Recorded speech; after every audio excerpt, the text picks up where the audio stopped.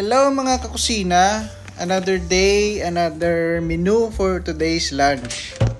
So for today's video, maluto kita mga kakusina sang Spanish style bangos. So mayari na ko didaan sa ref na nabakaligad sa grocery na cut ko naman siya. Pero ang isa ni kakat dogin cut ko sa tunga. So cut ko siya karon ginagmay. So gasan ta lang para matinlo an siya liwat. Natinloan na ni pro gasan ta lang liwat.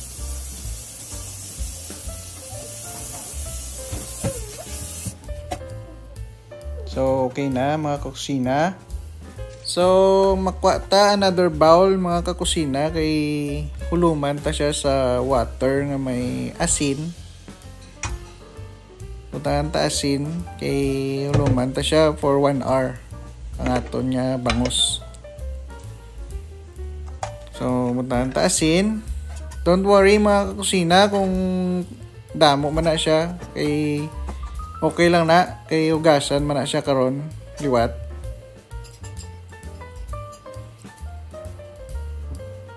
Butang taton nga bangos.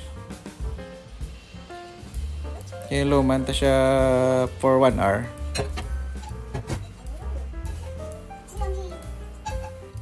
So, amuning lang yung mga ingredients na galamiton ta mga kakusina. Miyari ta garlic, carrots, red chili, peppercorn, bay leaf, pickles, salt, oyster sauce.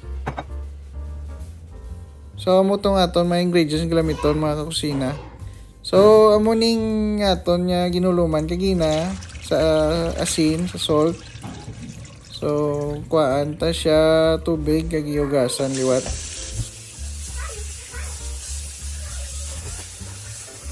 Gasan ta siya liwat mga kakusina.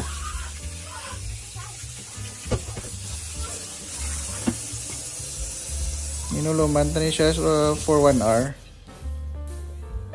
So okay na. So i-prepare ta ning aton mga galamiton nga ingredients. So ianon ta ning aton nga garlic. Kuhaan ta siya panit.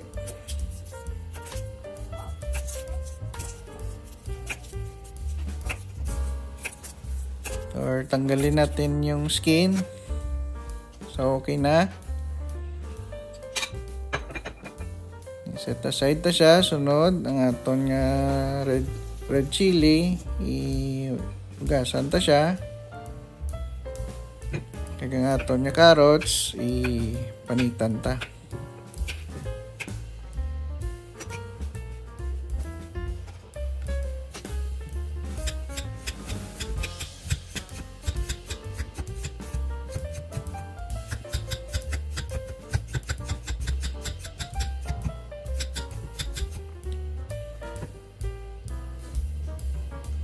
So okay na mga kakusina. Napanitan ta naton carrots, i-cut ta lang siya sang circle. Idamulon ta siya kusina, mga kakusina mag-cut ha kay para hindi siya dali madunot. So pwede nyo man siya designan ang inyo gincut. Pwede man hindi, optional man na. Depende sa inyo kung gusto nyo may presentation kamo. Pwede nyo siya i-designan. So ako yung designan ko siya para ang half yung designan ko para do may i-present man ko nga design. Tapos ang gincut nyo, hindi nyo lang pag-iaboy. I-impon nyo lang siya sa inyo ginluto kay kanugon man kung i-aboy nyo.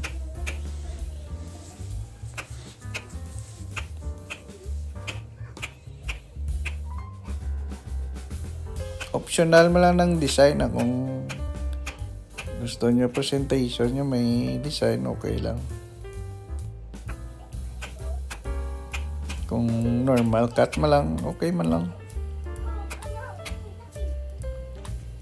So, okay na mga kusina, na-cut ta ng half, na-design na ta ng half. So, isa ta side na siya.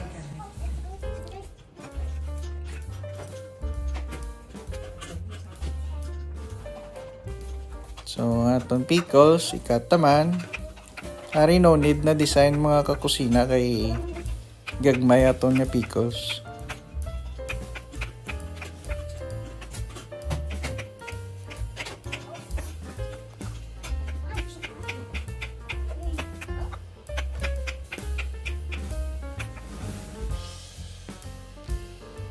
So, okay na mga kusina, nakata na siya.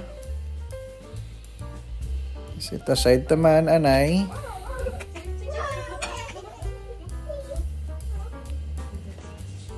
Aton nga bay leaf.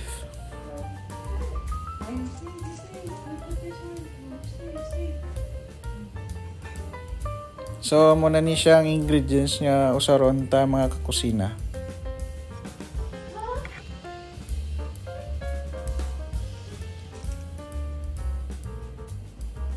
So, wari na mga kusina, i-arrange na siya sa pressure cooker. Unahon ta butang ang carrots ta. Bali siya ang una kaya muning tungtungan sa aton nga bangus.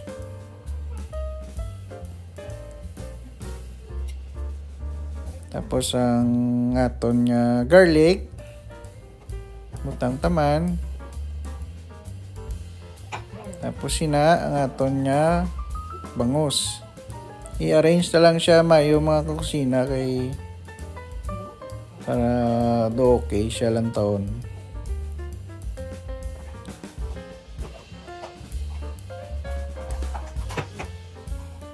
Balos-balos na siya mga kakusina. Magbutang sang ingredients niya.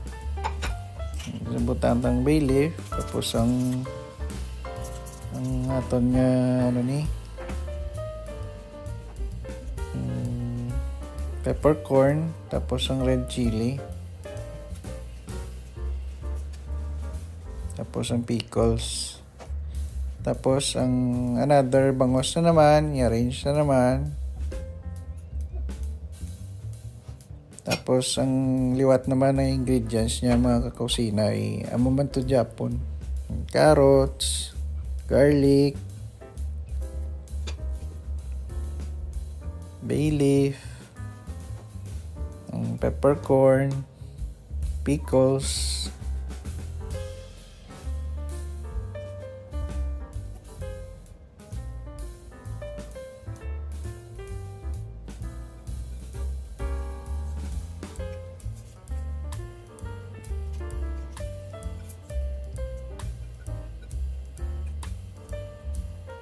so okay na mga kusina, tapos na, nakumpleta na. Na-arrange na na mayo. Mabutang kita salt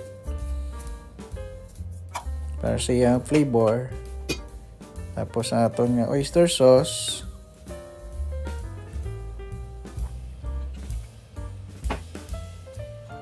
Tapos mabutang tagamay nga betchin para may flavor. Tapos ang aton nga olive oil. Kung olive oil mga kakusina, hindi ni tama kadamo. Yung ginbutang ko kay ma-add pa man ta siyang water. Ma-add ta 2 cups or 3 cups. Depende sa kadamon sa inyong bangos. Lanlandi siya maglapaw sa iyang level, sa range. So, sakto lang siya.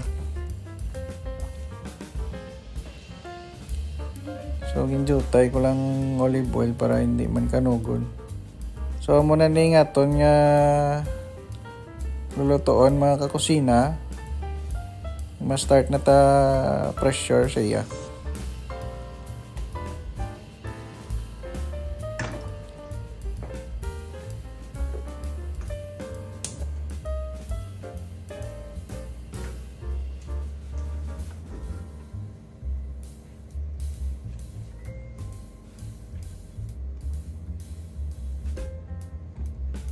So okay na mga kusina, pressure tayo siya.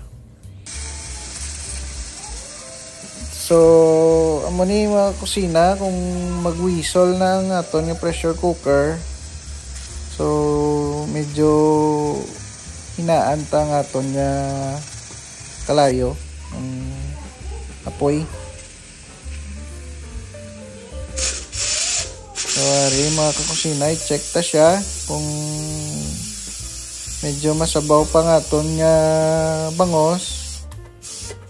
Kag medyo tig-a pang iyang buto or tulan, isigiyon ta lang siya pressure. Pero ang pressuring sini mga kakusina is 1 hour.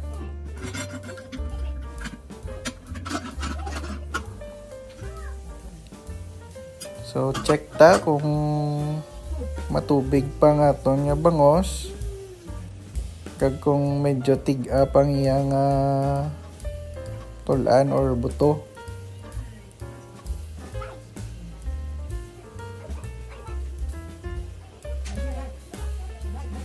Actually wala pa ni 1 hour mga kakusina, gin-check ko lang kay basi mamalhan, masunog.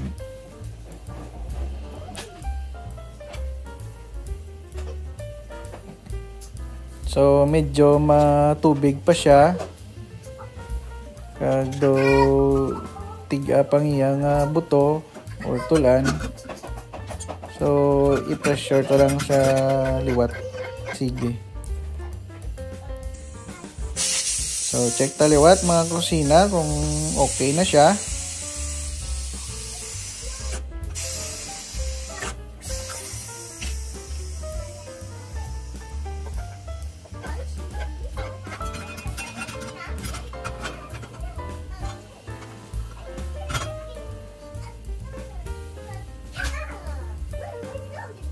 So hindi na siya matubig mga kakusina, hindi na siya watery.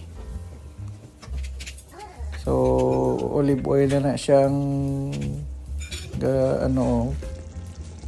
So umok naman niya buto or tulan. So okay na siya mga kakusina. So okay na ni nga ton nga Spanish style bangos. Muna niya ton nga finished product. So okay na mga kakusina, okay na niya sabor. So amo na ni nga ton nga finished product. Wow. Busog naman ang panyaga. Hanami ginisang kahang yo. Hanami mga kakusina kay humok kita nang dula ya bukog. So manyaga ta mga kakusina. Diri last nga ton nga video. I hope nga ma-enjoy ka mo kag may matun-an ka mo sa paghimo sang Spanish style nga bangos. See you sa next video. Don't forget to like and share and subscribe. See you. Bye-bye.